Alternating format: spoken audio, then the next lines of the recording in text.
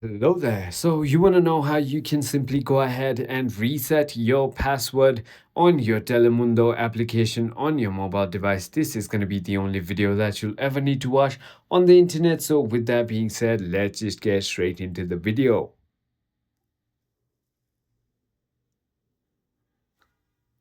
First things first, what I want you to do is make sure that you've downloaded and installed Telemundo application by simply going into App Store or Play Store, depending on whatever device you are on, and simply searching for Telemundo and simply going ahead and installing it. Once you've done that, simply go ahead and tap on this open button right over here and let the application open.